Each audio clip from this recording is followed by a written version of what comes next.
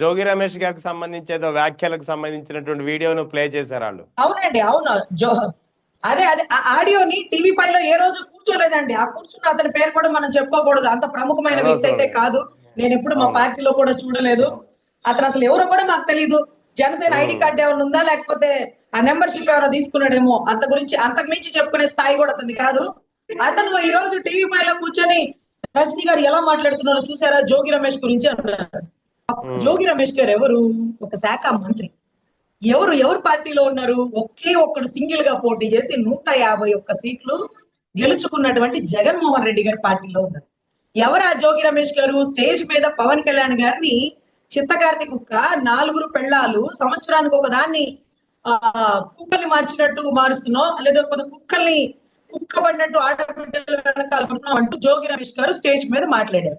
అదే జోగి రమేష్ గారు చంద్రబాబు గారి కార్యాలయంకో వారి ఇంటి మీదకో కూడా 4-5 జీపులు తీసుకొని వెళ్ళినారు. ఆ జోగి రమేష్ గారికి ఎదురెళ్ళింది ఎవరు? లాయర్ రజని. దేనికోసం? జోగి రమేష్ గారికి నాకు ఏమన్నా ఆస్తి వివాదాలు ఉన్నాయా? ఆయన నన్ను ఎప్పుడన్నా ఒక మాట అన్నాడా? నేను ఎప్పుడన్నా ఆయన ఒక మాట అన్నానా?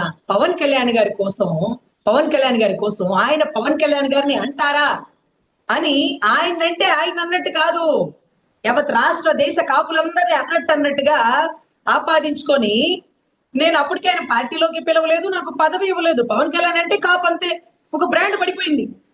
కానీ ఇప్పుడు లెక్కలు ఈక్వేషన్స్ మారుతున్నాయి, ఇంకా మారుతాయిలేండి, whatever it maybe. So ఆ రోజు నేను మాట్లాడిన దాన్ని ప్లే చేసి రజనీ గారు ఇలా మాట్లాడారట. అరే, రజనీ గారు మీ పార్టీలో ఉన్నప్పుడే మాట్లాడారు, అదే టీవీ పైలోనే మాట్లాడారు చాలా చోట్ల. మరి అప్పుడు మీకు తప్పు అనిపించలేదు, ఇప్పుడు ఎందుకు తప్పు అనిపిస్తుంది? అప్పుడు ఎవరికి తప్పు అనిపించాలి? జోగి రమేష్ గారికి తప్పు అనిపించాలి. నేను ఎవరికి క్షమాపణ చెప్పుకోవాలి? జోగి రమేష్ గారి భార్యకి క్షమాపణ చెప్పుకోవాలి. కానీ నన్ను ఎవరు విమర్శించాలి? జోగి రమేష్ గారు విమర్శించాలి. కానీ ఆయన ఎందుకు విమర్శించలేదో తెలుసా? ఆయన వీడియో చూడగానే నాకు ఫోన్ చేసినారు. ఫోన్ చేసి, అమ్మ రజని, మీరేమి బాధపడాల్సిన పని లేదు, మీకు నాకేమి ఆస్తి వివాదాలు లేదు, మీరేమి నన్ను కావాలని వ్యక్తిగతంగా తిట్టింది కాదు, ఆ పవన్ కళ్యాణ్ గారి పిచ్చి అభిమానం అలాగే ఉంటది మీకు. ఆయన మీద ఉండే అభిమానంతో నేను ఆయన్ని అన్నానన్న కోపంతో మీరు నన్ను అన్నారే కానీ నన్ను గాని నా భార్యని గాని వ్యక్తిగతంగా విమర్శించే ఉద్దేశం మీకు లేదు. వాళ్ళు రెచ్చగొడతారు మీరు అన్నారని నేనేమన్నా ఆ రోజు నేను విమర్శించానా? నేనేమన్నా మీ మీదకి తిరుగుబాటు చేయించినానా? నేనేమని మా బ్లూ కలర్ బుక్ లో మీ పేరు రాసి మీ మీద కేసులు వేసినానా? నన్ను అన్నారని ఎందుకు అనలేదంటే, మీరు పవన్ కళ్యాణ్ గారి అభిమాన ట్రాప్ లో ఉన్నారు కాబట్టి ఆయన ఏమన్నా అనగానే మీరు తిరగది పనేస్తారు. అంత మాత్రానికి మీరు మాకు శత్రువు అవరండి. మీరేం బాధపడాల్సిన పని లేదు. రజనీ గారు ఆ వీడియో చూడగానే రజనీ గారు నన్ను ఇలా అన్నారా అని నాకు బాధ కలగడం కంటే, అరే ఒక మినిస్టర్ని నన్ను ఎదిరించింది, అరే ముఖ్యమంత్రికి ఎదురు వస్తుంది దేనికి? పవన్ అన్న అంటే నాకు అభిమానం సార్. పవన్ అన్న మా కాపోడు సార్. మా కాపోడు ముఖ్యమంత్రి అవడం కోసం 151 సీట్లు అతన్ని వదిలేసి, మా కుటుంబం వైసీపీలో ఉన్నా సరే మేమందరం కాదనుకుని వచ్చేసి ఈ రోజు ఆయన కోసం పనిచేసినాను అని నువ్వు కంటదడి పెట్టిన విషయం నేను చూసినాను తల్లి.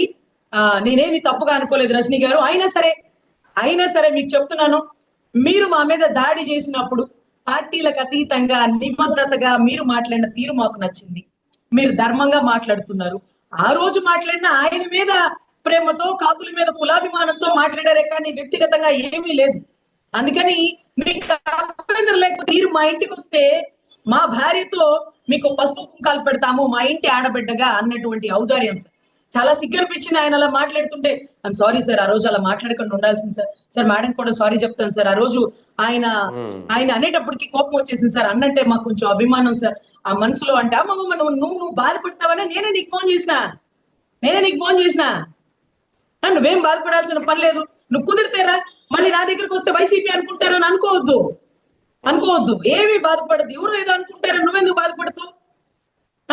ఏమి అనుకోకమ్మా, నువ్వేని బాధపడట్లా. నువ్వు మా గురించి ఎన్ని మాట్లాడినా, ఈ రోజు వాళ్ళ వీడియోలు ఎన్ని బయటికి తీసుకొచ్చినా అదంతా మీ పవనన్న మీద నీకు ఉండేటటువంటి అభిమానంతో 151 సీట్ల వాడికి ఎదురుగా వెళ్ళు. దానికి ధైర్యానికి మెచ్చుకోవచ్చు. కానీ అలాంటి వ్యక్తి నీలాంటి ఆడబిడ్డ మీద కోమట్టు ముద్ర వేసి వదులుకున్నాడు చూడు, అది వారి కర్మ. సో ఎనీవే, మా ఇంటి ఆడబిడ్డగా నేను పిలుస్తున్నాను తల్లి. నా భార్యకి నువ్వు క్షమాపణ చెప్పక్కర్లేదు, ఆవిడిచ్చే పసుపు కుంకాలు తీసుకుంటే చాలు అన్నారు సార్. నిజంగా నేను ఆయనతో ఫోన్ లో మాట్లాడుతూ కూడా సారీ సార్, అలా ఎందుకు మాట్లాడారో నాకే తెలియదు సార్. ఆయన అంటే అభిమానం సార్, లేకపోతే ఆ కులము నా కులపోళ్ళని అన్నారని కోపంతో అలా మాట్లాడినాను సార్ అని చెప్పినాను సార్. దీని ఎక్స్ప్లెనేషన్ నేను మీడియా ముఖంగా చెప్పుకోవాలి సార్. కానీ ఆ రోజు మీ పార్టీలో అలా మాట్లాడినానే ఏ ఒక్కరైనా పిలిచి అమ్మ తప్పు అలా వారి వ్యక్తిగత విషయాల్లోకి పోకూడదని అన్నారా? నేను ఎప్పుడు అలా ఎందుకు అలా స్లిప్ అయ్యానో నాకే తెలియదు. నేను ఎప్పుడో మాట్లాడిన వీడియోస్ అన్ని బయటకి ఇప్పుడు తీస్తున్నారు. కానీ అప్పుడు నేను వేసుకున్న కోట్ కూడా నచ్చింది రెహమాన్ గారు. ఒక ఆవిడ బయటకు వచ్చి నేను హాఫ్ కోట్ వేసుకోకూడదు అంటది. అరే అదే హాఫ్ కోట్ కదా ఉద్యమం చేసింది, అదే హాఫ్ కోట్ కదా టీవీ5, ఏబిఎన్, మహా న్యూస్ అన్ని టీవీ ఛానల్లో కూర్చుంది.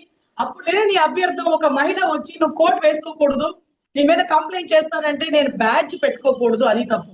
కోట్ అది కూడా హాఫ్ కోట్ నాకు చున్నీ కన్వీనియంట్ గా ఉండదు, సర్జరీ చేసుకున్నాను కదా అని హాఫ్ కోట్ వేసుకునేదాన్ని సార్. ఆ కోట్ కూడా వేసుకోకూడదు అనేసి. చూడు ఎలా ఉంటుందంటే మన దగ్గర ఉన్నప్పుడు ఒక మాట, బయటికి వెళ్ళినప్పుడు 10 మాటలు. కానీ వాళ్ళకి ఎదురుగా మేము వెళ్ళినప్పుడు వారు ఎప్పుడు కూడా మా జన సైనికుల్ని డైరెక్ట్ టార్గెట్ చేయలేదు సార్. ఎందుకంటే జన సైనికులు ఎవరు కూడా జగన్మోహన్ రెడ్డి గారి మీదో, జోగి గారి మీదో, అంబటి రాంబాబు గారి మీదో, పేర్నాల మీద కోపం మా కోపం వల్ల మీరు పవన్ కళ్యాణ్ గారు అన్నారనే కోపం. అంతకు మించి మాకేమి వాళ్ళకి మాకు ఆస్తి వివాదాలు, వ్యక్తిగత కోపాలు ఏమి ఉండవు కదా సార్. సో ఇంత గొప్పగా అర్థం చేసుకున్నారు. అదే మాదిరిగా పార్టీలోంచి వెళ్ళిపోయిన వారిని ఎక్కడా కూడా విమర్శించలేదు, వారి వ్యక్తిగత విషయాల్లోకి పోలేదు అనే దానికి మళ్ళీ ఒకసారి టీవీ5 సాక్షిగా మరొక్కసారి వారి బుద్ధిని బయట పెట్టుకున్నందుకు దయచేసి అది మీ విజ్ఞతకే వదిలేస్తున్నా. నేను అన్ని మాటలు మాట్లాడానన్నా సరే వాళ్ళు తిట్టుకోకపోగా నువ్వు ఆయన మీద ఉండే అభిమానంతో మాట్లాడావమ్మాయి, నేను ఎందుకు తప్పుగా అనుకుంటాం, అయినా సరే మేము కూడా మాట్లాడినాం కదా, నువ్వు మాట్లాడినావు ఏముంది, అయిపోయింది పో, దానికి బాధపడాల్సిన పని ఉంది, అది వాళ్ళ బుద్ధి. అని మేము ఏ రోజున సాక్షిలో బాలినేని గారు గతంలో ఇలా అన్నారు, బాలశౌరి గారు ఇలా అన్నారు, శ్రీకృష్ణదేవరాయలు అప్పుడు ఇన్ని మాటలు మాట్లాడాడని ప్లే చేసామా? చెయ్యం. పోతారబ్బా మా పార్టీ వాడు ఏదో పార్టీలో ఎదుగుతాడు, ఎదగని ఏమవుతుంది, ఎక్కడి నుంచి వెళ్ళినా వీడు ఎక్కడి నుంచి వచ్చాడరా అంటే వైసీపీ నుంచి వచ్చాడని చెప్పుకుంటారు కదా, చాలు అనేటటువంటి గొప్ప ఔదార్యం గల వ్యక్తి జగన్మోహన్ రెడ్డి గారు. రజనీ గారు మీరు అర్థం చేసుకుంటే బాగుంటదని నా ఉద్దేశం. అంతకు మించి మీకు పవన్ కళ్యాణ్ గారే మీ అన్నతోనే మాట్లాడండి, మేమేం అనుకోము అని ఒక గొప్పగా మెసేజ్ ఇచ్చినారు సార్. ఎనీవే ఇది రాష్ట్ర ప్రజలకి, వైసీపీ వారికి, అదే రకంగా నన్ను తిట్టే ప్రతి ఒక్కరికి తెలుసుకోవాలి. ఎనీవే ఇది చాలా తప్పు. ఇటువంటి సాంప్రదాయాన్ని పెంచి పోషించకండి. గ్యాగ్ ఆర్డర్ తెచ్చుకునేంత ఆర్థిక స్తోమతలు, అంత అవసరాలు కూడా మాకు లేవు. తప్పుని తప్పు అన్నాము. ఆ రోజు అన్నని విమర్శించినారు కాబట్టి ఎంతటి వారినైనా ఎదిరించినాము. ఈ రోజు మేము ఎదిరించిన వాళ్ళు మమ్మల్ని తప్పుగా అనుకోట్లా. మేము ఎవరి పక్షాన నుంచొని ఎదిరించినామో వారు మాలో లోపాలు ఎంచుతున్నారు. అదే లోపాలు అప్పుడే ఎంచుంటే బాగుండేది. ఆ మాట అన్నాక 8 నెలల తర్వాత పవన్ కళ్యాణ్ గారి పార్టీలోకి తీసుకున్నారు. ఆ మాట అన్న తర్వాత ఆ మాట మరి అప్పుడు తెలియలేదా? ఈ ప్యానెల్లో కూర్చున్న వ్యక్తి ఎవరో కూడా నాకు తెలియదు, అది మా జనసేనలో కూడా ఎవరికి తెలియదు పెద్దగా.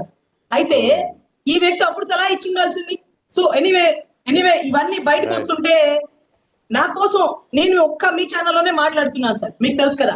ఏ సాక్షిలో కూడా మాట్లాడలేదు, ఇంకా ఏ ఛానల్స్ కూడా నన్ను పిలవు. కానీ నేను మీ ఛానల్లో ఏం మాట్లాడుతున్నానో వింటూ ప్రతిరోజు నా కోసం ఒక 10 మంది సోషల్ మీడియా వాళ్ళు వర్క్ చేస్తున్నారంటే నన్ను ఎంత అప్గ్రేడ్ చేయడానికి వాళ్ళు తాపత్రయపడుతున్నారో నాకు అర్థమవుతుంది సార్.